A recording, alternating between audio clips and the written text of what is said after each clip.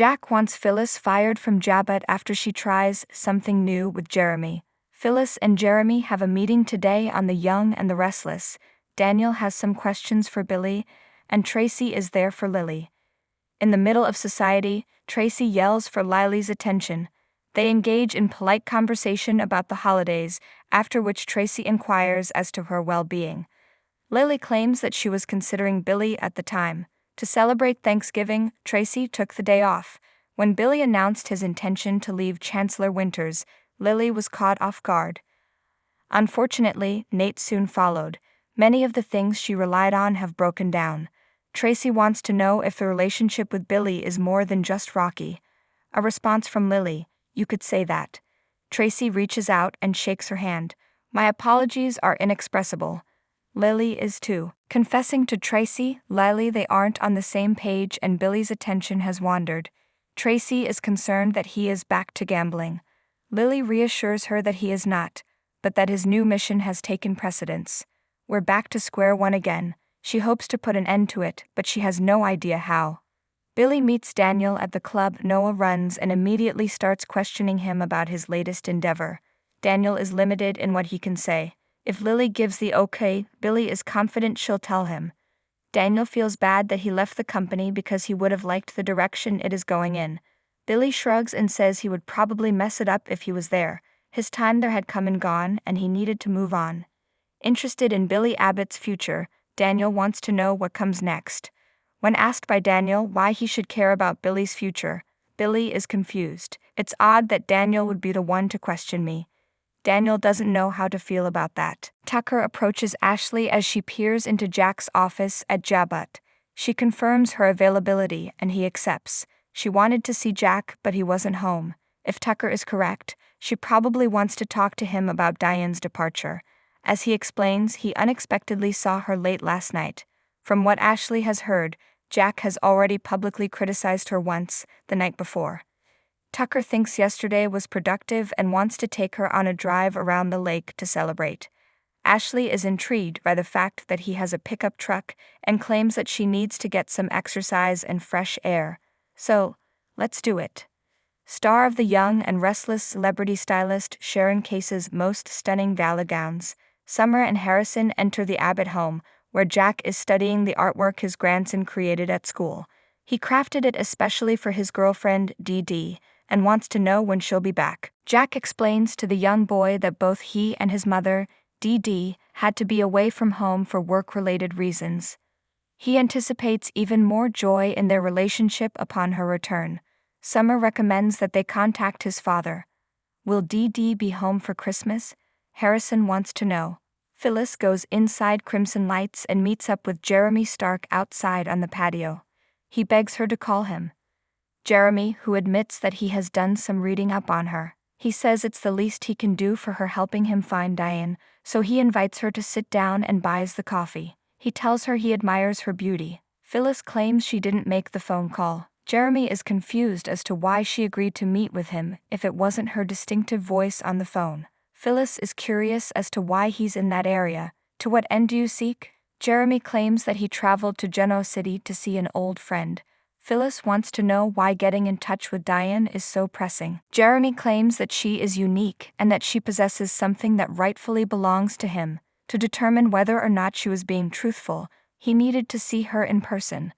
Because of his uncanny ability to discern such things, he recently invited Phyllis out for coffee. Jeremy is curious about Phyllis's source for the claim that Diane reported him to the FBI. The call was not made by Phyllis, she says again. Jeremy respects how she continues to stand by her story. Since she isn't constrained by social norms, he thinks Phyllis could be very helpful to him, and he claims to be very motivated to meet with Diane. Phyllis surmises that he believes she knows where Diane is and that he wants her to help him locate her. When you do track her down, you plan to exact revenge for what she did to you, right? Even if Phyllis did object, Jeremy doubts it. Tucker has prepared a warm and cozy winter picnic for him and Ashley in the park. There's some discussion about whether or not she despises him. She makes it clear that she does not trust him. He thinks he can convince her otherwise.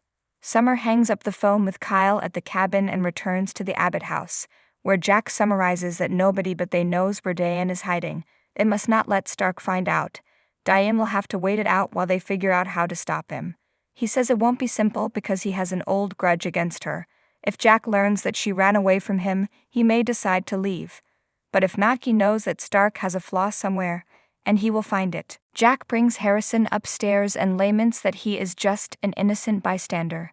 He promises to look out for his own safety and Diane's as well. Summer reflects on how close they have become and wonders why Jack was able to forgive Diane, but not her mother.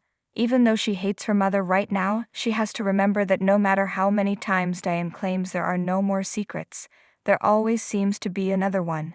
Jack says Diane has gone above and beyond to show she's changed, and he can relate to her desire to keep this a secret.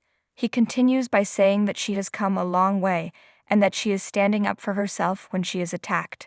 Jack reveals to Summer that he and Phyllis share a profound connection that he never imagined would end, but that he can no longer simply say, "Oh, that's who Phyllis is."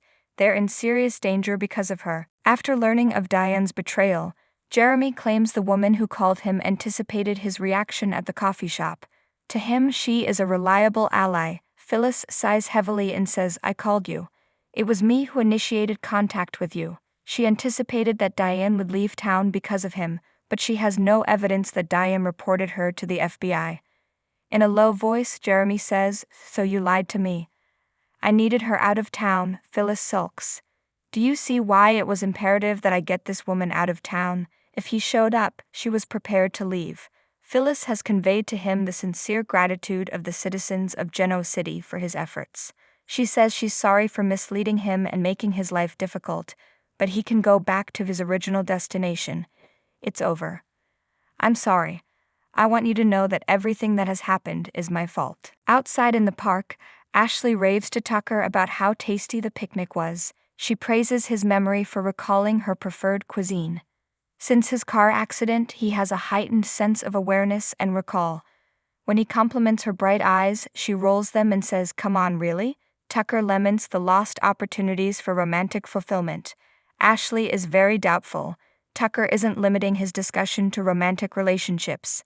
He regrets not spending more time with Devon and is eager to get to know his son and his grandson. "I feel like a connection to Devon is beginning to form. Since returning, he has established a nonprofit in hopes of once again collaborating with him as he did with Neil." That's when Ashley interrogates, "Is that your intention?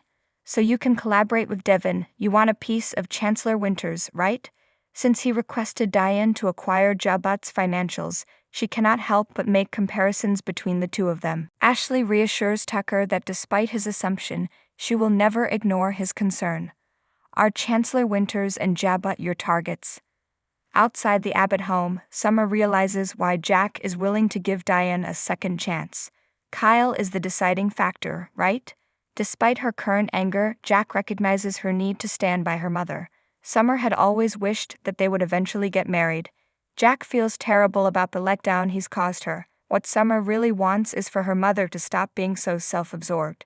This woman is her own worst enemy. Jeremy tells Phyllis at Crimson Lights that their conversation has been eye-opening for him. She feels better now that the truth is out.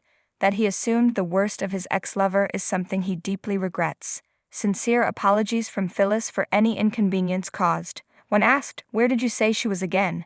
Jeremy realized he needed to find Diane and make amends. Phyllis sighs, "I don't know," and admits her uncertainty. As he gets closer, Jeremy says, "But you can find out." "No one will tell Phyllis," she says adamantly. Having left behind neither her grandson nor her son, she is definitely scared. Jeremy is at a loss to explain why. After saying that, he leaves. After Jack and Summer get to Jabot, Phyllis walks in. "It's about Jeremy Stark," Phyllis says when Jack yells to Summer that he won't have anything to do with her mother. "I talked to him, and now I have some important news to share with you." The expression on Jack's face is grim. To Billy, Daniel's interest in his line of work at Noah's nightclub makes no sense. Daniel's worldview has broadened, and he believes Billy, of all people, would appreciate this. "You're the type of person who welcomes change." Daniel considers himself fortunate to have a partner who is willing to stand by him and his goals, and he hopes that his loyalty to Lily will be reciprocated. Billy is unsure of his own thoughts. "When it comes to Lily, I've been nothing but encouraging." Daniel brings up the fact that he left Lily just as things were getting tough at Chancellor Winters. Before leaving, Billy bids Daniel good luck with his endeavor. "I can tell you this much," Daniel blurts, "it's a platform to aid in the discovery of one's life's calling." Over drinks at the society, Tracy suggests to Lily that she and Billy could benefit from having an impartial third party listen to their issues and offer advice. Like a marriage counselor, Lily probes. She has her doubts that Billy will accompany her because they are fundamentally at odds. Tracy tells her she should keep trying to help her brother. "Your love for one another is plain to see."